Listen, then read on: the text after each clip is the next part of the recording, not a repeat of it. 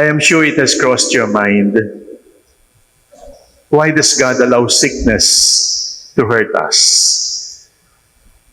Why does God allow death to hurt us?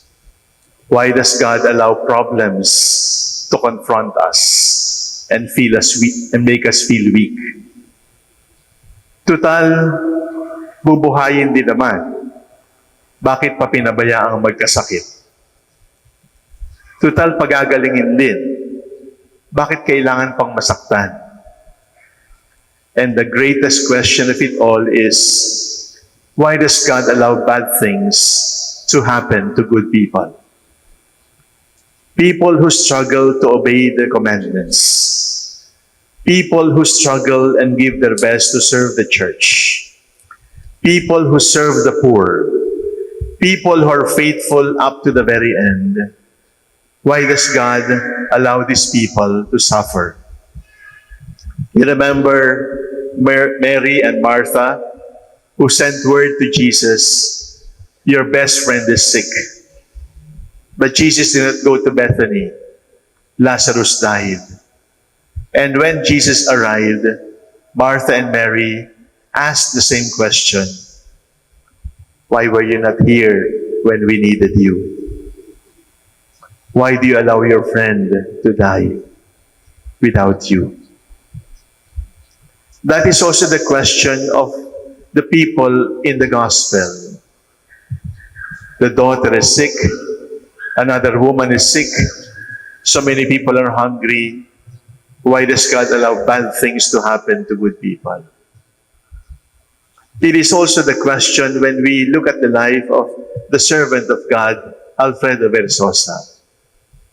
Why did God allow him to suffer that way years before he passed on to life everlasting? Why the calumny? Why the ridicule? Why the insult? Why the experience of being ignored, of being forgotten, of being suspected? Why the pain of simply obeying, even if you cannot understand what it is that you must obey? Why does God allow bad things to happen to good people? And I ask the same question, and I struggle with the same question, and my answer is, I don't know. I don't know why. I only know how God has handled pain and sickness and death while He was still with us in the 33 years in Israel. What did God do when people were in pain? What did God do when people were in darkness? Let us keep in mind, Jesus is not a rescuer. Jesus is Redeemer. And there is a great difference between being a rescuer and a Redeemer. Yung rescuer, hihilahin ka palayo dun sa problema. Yung Redeemer, papasukin yung problema at sasamahan ka niya at babaguhin yung problema upang maging blessing para sa iyo. That is what redemption does. Redemption does not take away our problems. Redemption is God entering our problems, God entering even our death, God entering our pains, and transforming those pains, transforming those dyings, transforming those darkness into blessings. That is what a Redeemer does. He changes problems into blessings. He changes trials into graces. But beyond entering our problems, what does the Lord do? The Lord allows our problems to become our teachers. My dear young people, I know you want life to be easy. You don't like term papers and projects and quizzes in school. But you know, I want to tell you, an easy school is a bad school. And a convenient life is a bad teacher. Because the most important lessons in life We learn through difficulty. We overcome our cowardice by facing the darkness. We overcome our pain of injection by allowing ourselves to be vaccinated with a needle. In other words, God does not only change our problems into blessings, God also changes our problems into teachers. Because the most important lessons in life, we learn in difficulty, we learn in crisis. And after transforming our problems into trial, into blessings, after transforming our problems to become teaching opportunities, what more does God do with our problems? God dwells in our problems and makes His cross His dwelling place. Why does God allow bad things to happen to good people? I don't know. But I only know that God does something with problems. First, He changes them into graces. Second, He changes them into teachers with lessons. And third, He changes them into His dwelling place here on earth. And if you want to find God here on earth, it is in the sacrifice. It is in the difficulty. It is in among those who suffer. Now we return to the life of the servant of God, Alfredo Versosa. He acted like God when faced with the problems. He allowed the problems to make him a saint rather than to make him bitter.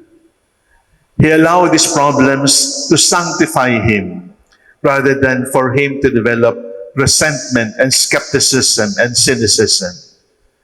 He allowed these pains to transform him to become the saint that we now pray will be venerated by the church as blessed and canonized saint. He allowed those pains to become his teachers. He learned many lessons in the seminary, and he learned many lessons as a pastor and priest. He learned many lessons as a bishop in Lipa.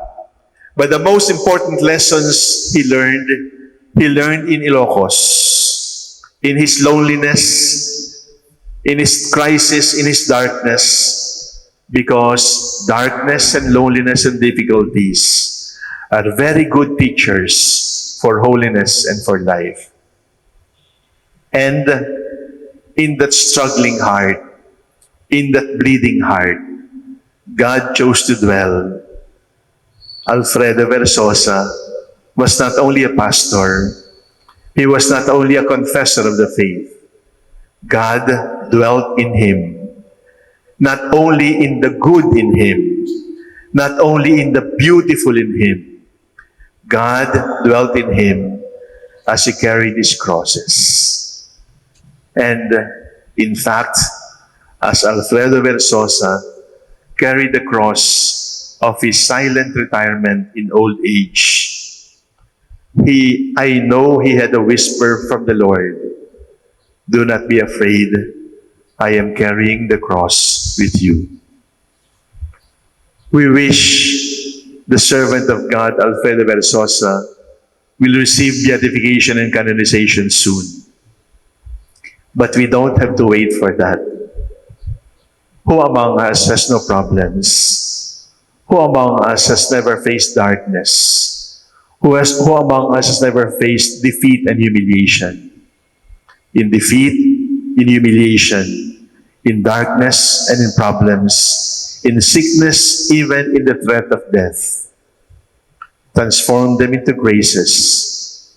Make them your teachers.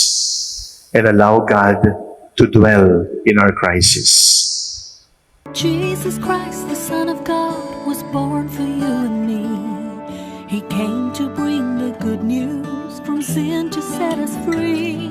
The blind, the deaf, the lame, the poor, His power meant to see. He gave His life upon the cross, eternal life the key.